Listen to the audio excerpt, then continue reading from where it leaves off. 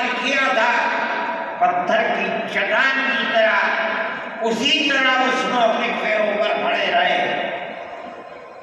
سب سے پہلا جہاد سن 1932 کے اندر ہوا، ہندوستانی لوگ تو جانتے بھی نہیں، اور اس کے اندر لوگ مر گئے، ختم ہو گئے۔ شاہ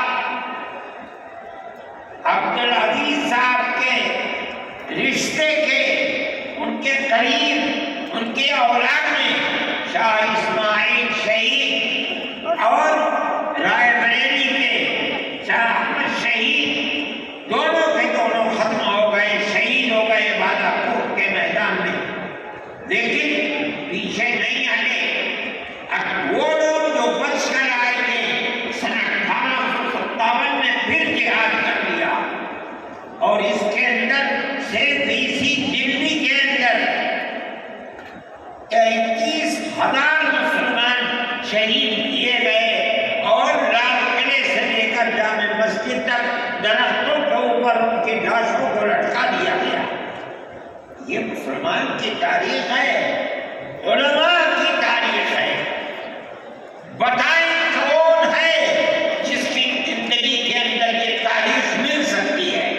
میں کہتا ہوں، لاکھوں آدمی کے سامنے کہتا ہوں، کوئی مائی کا لال ہے جس نے اس ملک کی اس طرح خدمت کی ہو جس طرح مسلمان علماء نے خدمت کی ہے۔ جبکہ علماء انہی مجاہدین کی بنائی ہوئی جماعت ہے، ہم تو ان کے جوتے سیدھے کرنے والے ہیں۔ ہمارا کیا کام ہے؟ ایک ہی کام ہے کہ انہوں نے جو جمعیت کی بنیاد کے اندر ہندو مسلم اتحاد اور ملک کے ہر بسنے والے کو ایک پیغام دیا تھا پیار و محبت کا، ہم اسی پیغام کو لیے بیٹھے ہوئے ہیں۔ ہمارے پاس سے کتنا ہے؟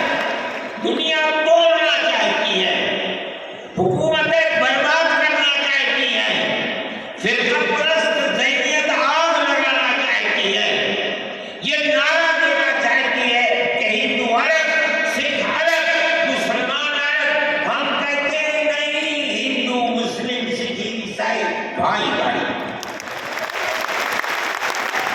یہ ہمارا پیغام نہیں ہے، ان بزرگوں کا پیغام ہے جنہوں نے پھانسیوں کے تختوں کو چوما، ہم نے اس ملک کے لیے چوما ہے، اس کی آزادی کے لیے چوما ہے۔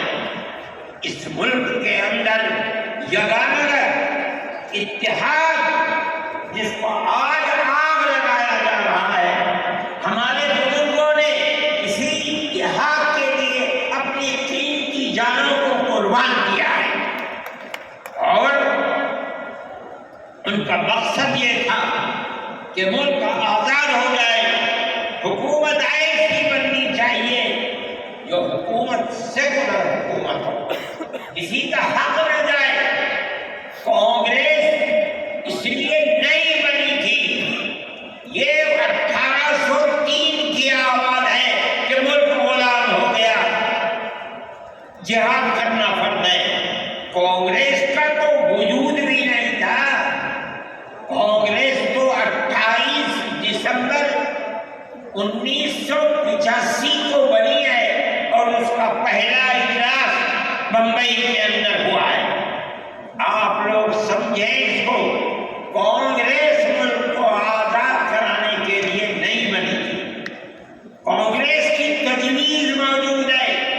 وہ کہتے ہیں کہ ہندو مسلم ملک کے بسنے والوں کی اس جنگ و جدال سے دو جہاد، سن 32 کا، 1857 کا، اس جہاد کے نتیجے میں جو برطانیہ کی حکومت اور ہندوستان کی حکومت میں دوری پیدا ہو گئی ہے، کانگریس کا مقصد تھا کہ اس دوری کو ختم کر دیا جائے، ملک کو اپنے گردن سے زنجیر غلامی کی نکال کر توڑ دیا جائے۔ کانگریس کا مقصد نہیں تھا۔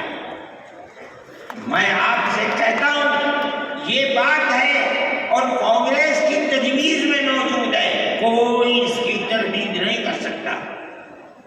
کسی نے حضرت گنگوہی رحمۃ اللہ علیہ سے پوچھا کہ ایک جماعت بنی ہے جو ہندوؤں نے بنائی ہے انگریز کے ساتھ مل کر، کیا مسلمان اس جماعت میں شریک ہو سکتا ہے؟ حضرت نے فتویٰ دیا اور یہ کہا کہ جس طرح اپنے کاروبار میں ہندو مسلمان شریک ہو سکتا ہے، اسی طرح اس پارٹی کے اندر بھی ہندو مسلمان شریک ہو سکتا ہے، بشرطے کہ دین کو کوئی نقصان نہ پہنچے۔ اس فتوے کا نام ہے نصرت الابرار، جو پرانی مکتبے ہیں لائبریریاں، یہ آج بھی وہاں موجود ہے۔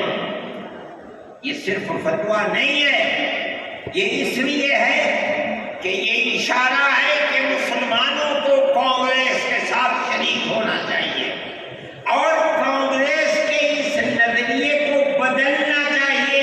کانگریس کے اندر مستقل غلامی کی زنجیر کو توڑنے کے لیے اور انگریز کے ساتھ جہاد کرنے کے لیے تیار کرنا چاہیے۔ مسلمان جوخ در جوخ اس کے اندر